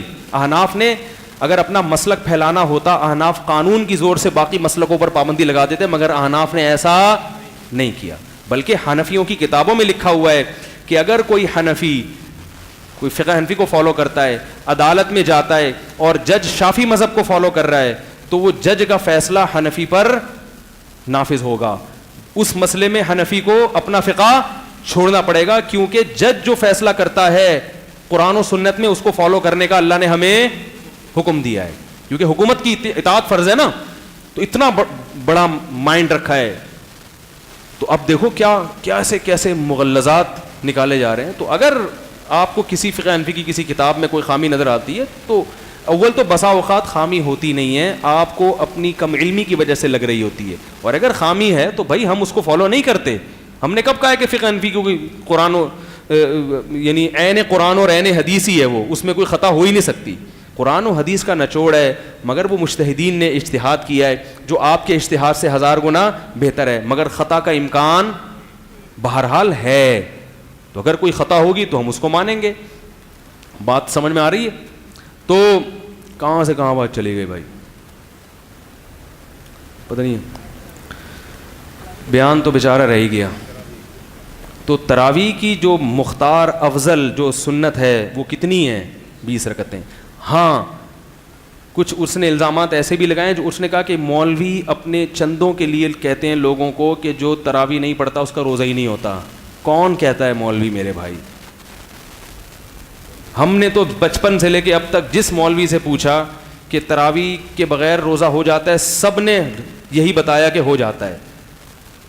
کیسے کیسے فضول الزامات مولویوں پہ لگائے جا رہے ہیں. اور دوسری بات یہ کہ تراویح کوئی فرض واجب نہیں ہے. تو ہم نے کب کہا کہ فرض واجب ہے؟ ہم نے کب کہا؟ اچھا یہ جو محترم نے کہا نا کہ تراویح کا لفظ قرآن و حدیث میں آپ نہیں دکھا سکتے, ہاں محدثین نے باب باندھا ہے تراویح کا. تو لفظ تو سنت مؤکدہ کبھی نہیں دکھا سکتے. کیا خیال ہے؟ مگر تمام فقہا محدثین فرق کرتے ہیں یہ سنت مؤکدہ ہے اور یہ اس ٹرم اور اصطلاح اس کے لیے قرآن و حدیث سے ثابت ہونا ضروری. کسی بھی ٹرم جو ہوتی ہے نا وہ آپ کی اپنی ہوتی ہیں کسی چیز کو سمجھانے کے لیے. فرض اور واجب، بلکہ فرض اور سنت یہ فرق بھی قرآن و حدیث سے نہیں دکھا سکتے آپ. حدیث میں جب آتا ہے نا یہ سنت ہے تو بسا اوقات وہ فرض ہوتی ہے، وہ سنت نہیں ہوتی. نہیں آ رہی بات؟ وہ فرض ہوتی ہے. دیکھو حدیث میں آتا ہے من سن سنتن حسنتن، جس نے نیک سنت کو جاری کیا تو جب تک وہ کام ہوتا رہے گا اس کو اجر ملتا رہے گا. تو یہاں کیا فرض اگر جاری کر دیا تو نہیں ہوگا کیا؟ یہاں سنت لغوی معنی میں ہے، لغت میں اصطلاحی الفاظ فقہا نے ایجاد کیے ہیں کہ جو کام ضروری تھا، جو سنت ضروری تھی اس کو فرض قرار دے دیا، جو ضروری نہیں تھی اس کو سنت کے لفظ سے تعبیر کیا تاکہ پبلک کو سمجھنے میں آسانی ہو. اسی طرح تراویح کا لفظ اگر نہیں ملتا تو اس کا مطلب یہ نہیں ہے کہ یہ نماز ہی نہیں ہے. محدثین نے یہ اصطلاح ایجاد کی ہے، فقہا نے ایجاد کی ہے، کیونکہ فقہا کو پتا تھا کہ یہ نماز عام تہجد کی نمازوں سے ذرا کیا ہے، ڈیفرنٹ ہے. تو انہوں نے کہا لوگوں کی آسانی اسی میں ہے کہ اس کو کیا دے دیا جائے، الگ نام دے دیا جائے. اور نام کسی مناسبت سے ہوتا ہے تو محدثین نے نام اس لیے دیا. بہقی کی حدیث ہے جو میں انشاءاللہ حوالہ پیش کروں گا. اسلاف نے اس کو تراویح کا نام دیا. کیوں؟ وہ کہتے ہیں ہر 4 رکعتوں کے بعد صحابہ کرام کچھ دیر آرام کیا کرتے تھے، تابعین، اور پھر اگلی 4 رکعتیں پڑھتے تھے. تو ایک 4 رکعت کو انہوں نے ترویح، روح آرام کو کہتے ہیں. مروحہ کسے کہتے ہیں؟ پنکھے کو جو روح ہوا دیتا ہے نا. ارے استراحت کا لفظ سنا ہے، استراحت فرما رہے ہیں تو را واو ہا جہاں بھی آئے گا یہ ہوا، استراحت، آرام اس معنی میں آئے گا. نہیں آئی بات سمجھ میں؟ تو ترویحہ روح یہ آرام سے نکلا ہے. تو اب محدثین نے اس کو نام کیا دیا. 4 رکعت کے بعد آرام کرتے تھے تو 4 رکعت کو کیا کہہ دیا؟ ترویحہ. بات آ رہی ہے سمجھ میں؟ پھر اگلی 4 رکعت کو دوسرا ترویحہ، اگلی 4 رکعت کو تیسرا ترویحہ. میں نے یوٹیوب پہ سوال اٹھایا تھا کہ اگر تراویح اصل سنت 8 رکعتیں ہوتی، اس کو تراویح کے لفظ سے محدثین کبھی تعبیر کر ہی نہیں سکتے تھے، ناممکن تھا. یہ سوال انجینئر سے پوچھا گیا، اس کا جواب بھی پی گیا. اس نے کہا وہ بعض لوگ، اب انجینئر کا جواب سنیں، اس نے کہا وہ بعض لوگ نا ترویحہ کے لفظ کو پلس مائنس کر کے نتیجہ نکالتے ہیں کہ 8 نہیں ہو سکتی، اصل میں تو یہ لفظ قرآن و حدیث میں ملتا ہی نہیں ہے. یہ جواب کیا ہو گیا؟ گھما دیا. نہیں ہری بات. حالانکہ جو سوال پوچھنے والے کو چاہیے تھا کہ اگر یہ اصل 8 ہے تو محدثین نے اس کو ترویحہ کہا کیوں؟ یہ تو غلط بول دیا. تراویح کہا کیوں؟ اس لیے کہ تراویح کا لفظ 8 رکعتوں پہ فٹ بیٹھتا ہی نہیں ہے. اگر اس دور میں اصل سنت 8 ہی ہوتی تو اس کو ترویحتین کہا جاتا، بلکہ ترویحہ کہا جاتا کہ 2 ترویحوں کے درمیان ایک آرام. تراویح کے لفظ سے تعبیر، کیونکہ تراویح جمع ہے اور عربی میں جمع کے کم سے کم 3 فرد ہونا ضروری. اس کو سمجھاتا ہوں میں. دیکھو رجل کا معنی ایک آدمی، رجلانی 2 آدمی، رجال کم سے کم 3 اور زیادہ سے زیادہ جتنے چاہے ہوں. بات آ رہی ہے سمجھ میں؟ 2 آدمیوں کو رجال نہیں کہہ سکتے. 8 رکعتیں یہ کتنے ترویحے بنتے ہیں؟ 2 ترویحے. تو ان کو ترویحتان کہیں گے. تراویح یہ ترویحہ کی جمع ہے. یہ 8 رکعتوں پہ صادق بولو بھائی آتا ہی نہیں ہے. تو سوال یہ پیدا ہوتا ہے کہ اس زمانے میں حضرت عمر نے اگر 8 رکعتیں پڑھوائی تھیں تو محدثین اس کو ترویحتین کا نام دیتے، تراویح کا نام نہ دیتے. تراویح کہنا اس کی علامت ہے کہ 8 سے زیادہ ہیں، کیونکہ اس کو پھر تراویح کہہ ہی نہیں سکتے. یہ سوال تھا، مگر محترم بڑے آرام سے اس جواب کو، اس سوال کو پی گئے اور بات کو گھما دی کہ یہ تو نام ہی بعد میں دیا ہے مگر یہ کیوں دیا، غلط نام کیوں دیا؟ کہہ رہے یہ نام تو قرآن و حدیث میں ہے ہی نہیں، یہ جواب دیا. ہمارا سوال یہ نہیں تھا کہ یہ قرآن و حدیث میں یہ نام ہے یا نہیں. ہمارا سوال یہ تھا کہ محدثین اگر 8 رکعتیں ہوتی تو محدثین نے اس کو غلط نام کیوں دیا؟ پھر اتنی ان میں شعور نہیں تھا کہ 8 کو تراویح نہیں کہتے. یہاں تک کلیئر ہو گئی بات؟ نہیں ہو رہی کلیئر میرے خیال ہے. آگے چلیں. تراویح جمع بھی نہیں ہے، جمع اقصا ہے. یہ اس سے بھی ایک علمی بات. عربی میں جمع کی بھی دو قسمیں, ایک جمع قلت اور ایک جمع کثرت. افعل, افعال, فعلۃ, افعلۃ, یہ چار اوزان جمع قلت کے ہیں. کوئی تھوڑے سے لوگ ہوں گے نا, دو سے زیادہ ہوں مگر تھوڑے سے ہوں, اس کے لیے افعل, افعال, فعلۃ, افعلۃ کا مادہ استعمال ہوتا ہے. اور جب کافی زیادہ ہوں گے تو اس کے لیے جمع کثرت. تو یہ جو تراویح ہے یہ جمع اقصا ہے, جو جمع کثرت پہ ہے. پتہ چلا کہ 12 بھی نہیں ہے, کیونکہ 12 کا مطلب صرف 3 عدد, 3 ترویح ہے, جو کہ جمع قلت ہے. جمع قلت کا سب سے کم فرد 3 ہوتا ہے. تو پتہ چلا اس سے بھی کیا ہے, زیادہ ہیں. نہیں آ رہی بات سمجھ میں؟ یہ ہیں علمی کتابی, ٹھیک ہے نا. تو ان سب سوالات کا جواب ان کے ذمے کیا ہے, قرض ہے, جو قیامت تک نہیں دیں گے, بلکہ جب کوئی سوال پوچھے گا تو کیا کر دیں گے, گھما دیں گے. تو ان محترم سے میں کہتا ہوں کہ آپ بہت ذہین ہیں ماشاءاللہ. انجینئر صاحب سے میں کہہ رہا ہوں, آپ ماشاءاللہ ذہین ہیں, اللہ نے آپ کو صلاحیتیں دی ہیں. آپ اپنی صلاحیتوں کو اس طرح امت کو فرقواریت میں الجھا کے ضائع مت کریں. اللہ نے آپ کو جو صلاحیت دی ہے تو آپ اس کو پازیٹیو چیزوں میں استعمال کریں. حنفیوں کا رد کرنا, دیوبندی, حنفی, یہ چیزوں کو مخالفت, کبھی بریلویوں کے پیچھے, کبھی اہل حدیثوں کے پیچھے تعریفیں بھی کرتے رہتے ہیں ساتھ میں. ہاں ہاں ہیں بہت اچھے وہ, ہاں ہاں ہاں ہیں, فضائل اعمال کی ایسی کی تیسی, تبلیغ والے بہت اچھے ہیں. تو جو پیغام چلا گیا آپ کا وہ تو کون نکلے گا تبلیغ میں جب فضائل اعمال میں شرک بھرا ہوا ہے؟ تو تبلیغ والے جتنے بھی اچھے ہوں میں کو ان سے جا کے گلے مل لوں گا, 40 دن تو نہیں لگاؤں گا میں ان کے ساتھ. یار پڑھائی تو صبح شام فضائل اعمال ہی جاتی ہے, کیا خیال ہے؟ صبح شام ہو کیا رہا ہے؟ تو اچھے ہوگا میں نے کرنا کیا ہے, ایسے اچھے کا میں نے کرنا کیا ہے جب وہ پڑھائی ہو جا رہی ہے. تو میں فضائل اعمال پر ایک مستقل بیان کروں گا انشاءاللہ کہ اس میں جو کرامتیں ہیں ان کی حیثیت کیا ہے. کیونکہ اس نے بڑا مذاق اڑایا کہ ایک بزرگ تھے, ان کا 20 دن تک انہوں نے ایک وضو سے 20 دن یا 10 دن نمازیں پڑھی ہیں. اس پہ لوگوں نے ہنسے بھی ہیں, ہاں ہاں وہ ویسے مذاق نا. اور ان کا کہ بھائی یہ تو, ایک صاحب نے کمنٹس کیے نیچے, میں ڈاکٹر ہوں اور میں کہتا ہوں کہ 10 دن تک کوئی اپنی قضائے حاجت روک نہیں سکتا. اس بیچارے کو یہ نہیں پتا کہ کرامت کا جو باب ہے اس کا میڈیکل سائنس سے کوئی تعلق, بولو بھائی. پھر یہ بھی سوال لوگوں نے اٹھایا کہ صحابہ کے تو 10 دن تک کوئی نہیں پڑھ سکا. کرامت میں یہ کبھی نہیں ہوتا کہ جو فلاں بزرگ کی کرامت ہے پوری دنیا میں جتنے بزرگ ہیں ان سے بھی اس کا صدور ہو.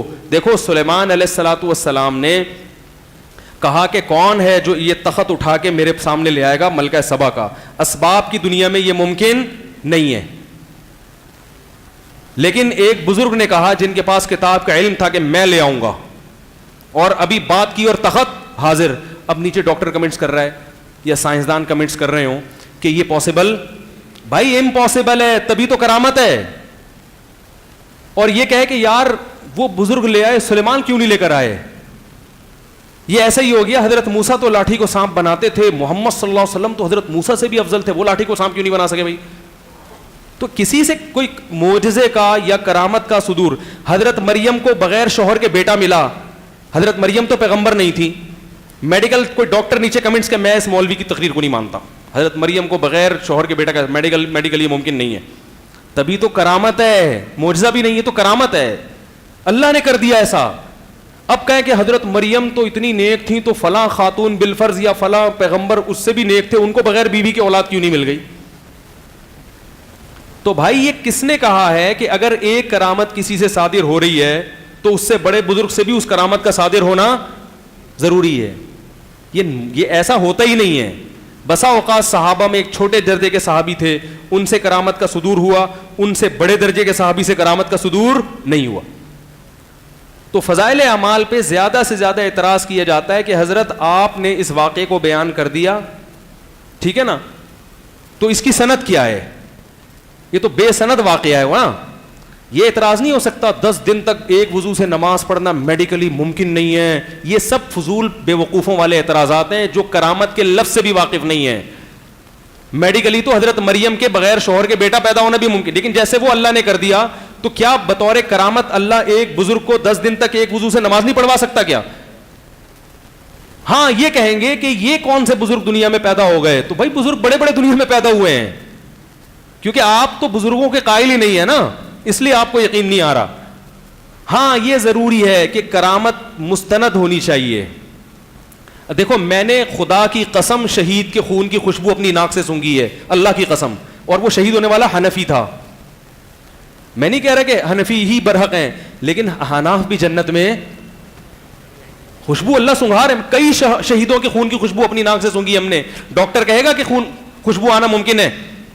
اب میں یہ واقعہ بیان کروں کہ میرے فلاں بزرگ تھے, مفتی عتیق الرحمان شہید, ہمارے بزرگوں میں سے تھے, اکابر میں سے تھے. جب شہید ہوئے 6 مہینے تک قبر میں سے خوشبو آئی ہے. ان کی قبر کھولی ہے تو اندر سے خوشبو آ رہی تھی. اب اگر کوئی مجھے کہ تمہارے دیوبندیوں کی قبروں سے, یہ پورا دین تم نے اسی پہ قائم کیا ہوا ہے.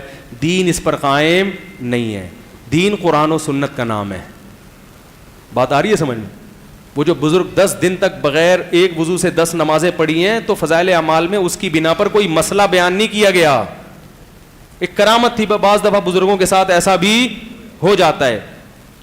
سمجھ میں آ رہی ہے بات؟ تو میں یہ واقعہ بیان کروں, مفتی عتیق الرحمان کی قبر سے اندر خون سے خوشبو آتی رہی, 6 مہینے بعد باڈی بھی سلامت تھی. تو زیادہ زیادہ یہ سوال مجھ سے کیا جائے گا کہ یہ اتنا بڑا واقعہ کوئی سند ہے؟ یہاں بھی پھینک رہے ہو بیٹھ کے. تو جو اس قسم کی کرامتیں بیٹھ کے پھینکتے رہتے ہیں ان پر تو اعتراض ہوگا کہ یار تم ہر دن کوئی ہوا میں اڑ رہا ہے, کوئی یوں ہو رہا ہے. اگر سند ہے, مستند ہے, پھر اس کو بیان کرنے میں کوئی حرج نہیں ہے, کیونکہ اللہ نے یہ دکھایا اس لیے تاکہ لوگوں کو یقین آئے کہ اللہ تعالیٰ اہل اللہ کے ساتھ ایسا بھی کر سکتا ہے. کرامت کا تو مطلب ہی یہی ہوتا ہے کہ اللہ دکھاتا ہے کہ میری چاہت اس کے ساتھ کتنی ہے, کیونکہ آپ کے ساتھ ہے نہیں تو آپ کے ساتھ کرامتیں ہوتی نہیں ہیں. سمجھ میں آ رہی ہے بات؟ تو اب یہ تو ہے کہ میں اس کی دلیل پیش کروں کہ میں نے کہاں سے لی ہے. میں بتاؤں گا بھائی فلاں شہید کو تو میں نے اپنی ناک سے سونگا, فلاں کے بیٹے نے مجھے بتایا کہ میں نے, اور بیٹا میرا شاگرد ہے, مفتی عتیق الرحمان کا بیٹا میرا شاگرد ہے, اس نے مجھ سے پڑھا ہے, میں جانتا ہوں کہ جھوٹ نہیں بولتا. کہہ رہا میں نے خود, اور پھر کئی لوگوں سے تصدیق بھی کر لو. تو اب فضائل اعمال میں اگر کوئی کرامت لکھی ہے تو حضرت نے اس کتاب کا حوالہ بھی, بولو بھائی, دیا ہوتا ہے. اب کتاب کا مصنف یا مؤلف وہ اگر مستند ہے تو حوالہ بھی کیا ہے؟ مستند ہے. تو اب آپ اس حوالے پہ تو بحث کر سکتے ہو کہ یہ مستند نہیں ہے, یا آپ اس کا مذاق اڑاؤ کہ ڈاکٹروں کی رپورٹیں پیش کرو کہ 10 دن تک تو کوئی بھی ایک وضو سے نہیں پڑھ سکتا. یہ آپ کے پاگل اور بیوقوف ہونے کی علامت ہوگی. اس پر بھی فضائل اعمال میں بھی لکھا ہے کہ ایک بزرگ نے عصر سے مغرب تک قرآن ختم کیا. اس پہ بھی اعتراض کہ یہ تو ممکن نہیں ہے, آپ کتنی اسپیڈ سے پڑھو. اللہ کے لیے تو ممکن ہے نا. معراج چند سیکنڈوں میں ہوئی ہے کہ نہیں ہوئی ہے؟ محمد صلی اللہ علیہ وسلم کو اللہ آسمان پہ لے کر گیا اور چند سیکنڈوں میں واپس لے آیا. مشرکین نے کہا یہ ممکن نہیں ہے. تو ہم کیا جواب دیتے ہیں؟ بھائی آپ کے لیے ممکن نہیں ہے, اللہ کے لیے ممکن ہے. تو بعض دفعہ وقت میں برکت ہوتی ہے. تو جیسے پیغمبروں کے معجزے ہوتے ہیں, بزرگوں کی اسی طرح کرامتیں بھی ہوتی ہیں. ہاں اس میں جھوٹی بھی ہوتی ہیں, سچی بھی ہوتی ہیں. بہت سے بدعتی لوگوں نے جھوٹی کرامتیں بنا کے بیٹری چارج اور یہ سب چیزیں, ٹھیک ہے نا. اور پہلے بات تو بزرگ ہونا تو ثابت ہو. بزرگ اس کو کہتے ہیں جو قرآن و سنت کو فالو کرتا ہو, بدعت نہ کرتا ہو, قرآن و حدیث کو فالو کرنے والا ہو. یہ پہلے شرط ہے بزرگی کے لیے. پھر کرامت تو اگلا درجہ ہے. تو آپ اس پر تو اعتراض کر سکتے ہیں کہ فضائل اعمال میں جس بزرگ کی کرامت لکھی ہو تو بزرگ ہی نہیں تھا تو کرامت کیسے ہوگی. اس پر بھی بحث کریں, اس پر بھی کہ اس کی سند کیا ہے, اس پر کہ یہ ممکن نہیں ہے. یہ آپ کے قرآن و حدیث سے 100% جاہل ہونے کی دلیل ہے. میں سمجھا پا رہا ہوں اپنی بات؟ تو وہ جو ہے نا وقت میں عصر سے مغرب, مفتی تقی عثمانی صاحب سے میں نے براہ راست بیان میں یہ واقعہ سنا ہے کہ ہندوستان میں ایک بزرگ نے سب کی نگاہوں کے سامنے یہ کر کے دکھایا کہ میں عصر سے مغرب تک سب بیٹھو پورا قرآن پڑھ کے بتاؤں گا. میں جانتا ہوں حضرت مفتی تقی عثمانی صاحب جن کی عرب و عجم میں اتنی عزت ہے, وہ جھوٹ نہیں بول سکتے. کہتے ہیں ہندوستان میں بزرگ نے کھلے عام کر کے دکھایا, یا تو انہوں نے اپنے والد سے نقل کیا, ان کے والد نے دیکھا, یا وہ خود. مجھے ابھی پورا صحیح طرح, کیونکہ 20 سال ہو گئے اس واقعے کو سنے ہوئے. میں نے بتایا تھا نا اس دن کہ وہ ہندوؤں نے, میں نے واقعہ سنایا تھا کہ ہندوستان میں ہندوؤں نے ایک گاؤں پہ حملہ کیا. جو بزرگ وہاں موجود تھے انہوں نے مجھے خود بتایا کہ ہم نے آسمان سے فرشتے اترتے ہوئے دیکھے.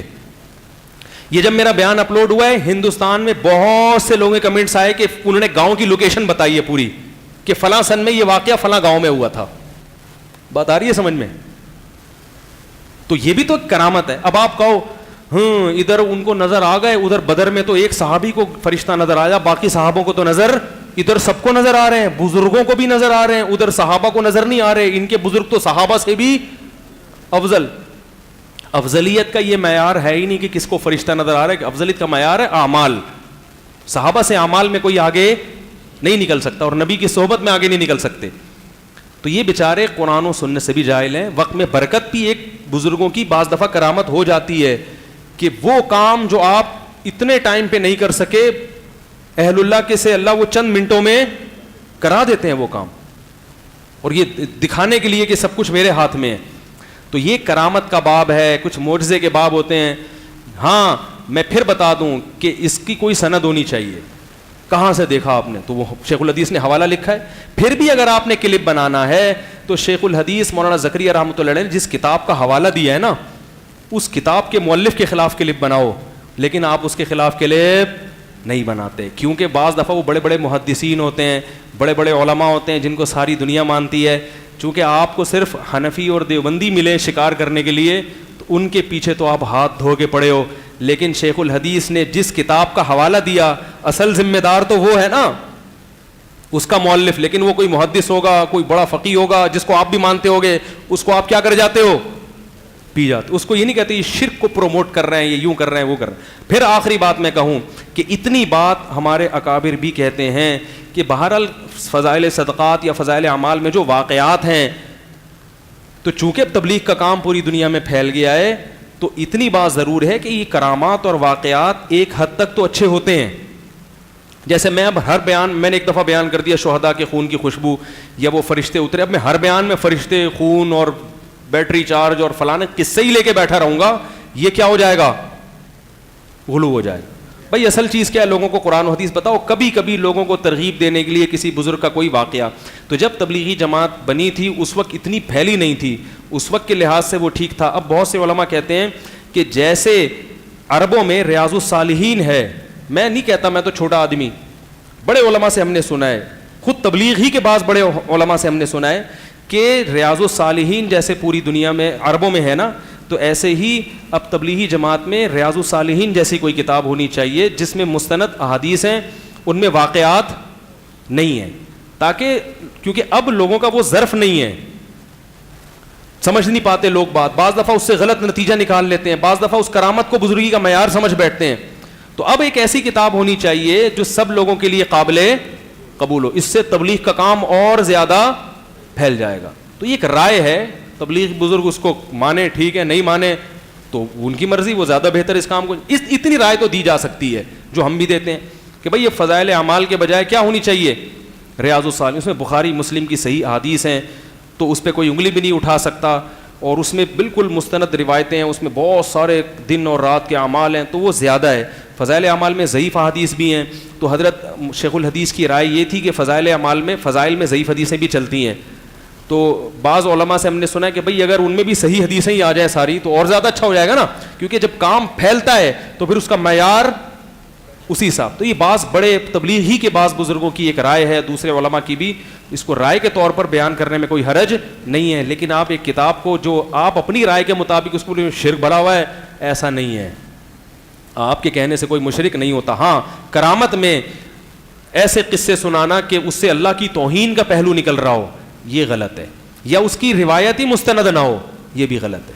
کوئی بھی کسی بزرگ کے بارے میں پھینک دو, وہ ایسے تھے, انہوں نے یوں کیا, انہوں نے یوں الٹے ہو گئے, انہوں نے وہ کھایا, تو یہ پھر زیادہ ہو جائے گی ایک حد تک. تو وہ میں گیا نا ایک میوزیم میں, تو مجھے وہ وزٹ کرا رہے تھے, بس تھوڑی سے وزٹ کرا رہے تھے کہ یہ جو ہے کیا نام ہے, یہ حضرت علی کی پگڑی ہے. میں نے کہا شاید ہوگی بھائی, میں نے کہا ٹھیک ہے شاید. تو دوسری یہ کیا, یہ حضرت فاطمہ کا کرتا ہے. میں نے کہا ممکن ہے, ہو سکتا ہے بھائی, اب کیا کہہ سکتے.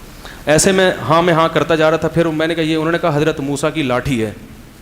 میں نے کہا کچھ زیادہ نہیں ہو گئی, کچھ زیادہ ہو گئی, کافی دیر سے ہم کر رہے ہیں, اب کیا ہو گئی, زیادہ ہی ہو گئی. تو کرامت کا بھی ایک حد ہے, اتنی ساری چیزیں آپ ہی کے بزرگ سے ہو رہی ہیں ٹھیک ہے, وہ بنا کے مارکیٹ میں لا رہے ہو. پیرانے پیر کے بارے میں اتنی عجیب کرامتیں, وہ جان چھڑوا لی فرشتوں سے لے جا کے, وہ واپس ڈلوا دی, یہ کچھ کیا ہو جاتی ہیں, مستند بھی نہیں ہے اور کچھ زیادہ بھی ہو جاتی ہیں تو اس کی بھی ایک حد ہے. اللہ تو سب کچھ کر سکتا ہے, لیکن اللہ نے کیا بھی ہے کہ نہیں کیا, تو یہ بھی تھوڑا سا کوئی مستند بات ہونی چاہیے. اللہ تعالیٰ سمجھنے کی عمل کی توفیق عطا فرمائے. 1 منٹ, نماز کے بعد سوال جواب کا سیشن رکھنا ہے کہ نہیں رکھنا؟ کتنے لوگ بیٹھیں گے تو ہاتھ کھڑا کر دیں تاکہ پھر ان کے حساب سے ہم دیکھیں. چلو 15-20 منٹ کا رکھ لیں گے. تو نماز ہوگی 2 سنت 3 وتر پڑھیں, ٹھیک ہے نا؟ وتر ایک الگ مستقل نماز ہے. اب تک تو رپورٹ یہی ہے, اہل حدیث بھی کہتے ہیں وتر مستقل نماز ہے. انجینئر کا ایک نیا مارکیٹ میں ورژن آیا ہے کہ وتر ایک الگ سے نماز نہیں ہے. تو 2 سنت پڑھیں, 3 وتر پڑھیں. اس میں تو اختلاف ہے کہ وتر 1 ہوتے ہیں 3 ہوتے ہیں, لیکن ہوتے ہی نہیں ہے, وہی ہوتا ہے بس. تو یہ نہیں ہے ابھی تک مارکیٹ میں. یہ نیا فرقہ, میں نے بتایا نا, ایک نیا فرقہ لانچ ہو رہا ہے بغیر کسی نام کے. تو اس کو کیا کرنا ہے آپ نے, نماز کے بعد 3 وتر کے بعد میں کچھ دیر بیٹھوں گا, جو سوال آپ نے پوچھنا ہے تسلی سے اس موضوع سے متعلق بھی آپ کھل کے پوچھ سکتے ہیں. سبحانک اللہم و بحمدک نشہد ان لا الہ الا انت نستغفرک و نتوب الیک.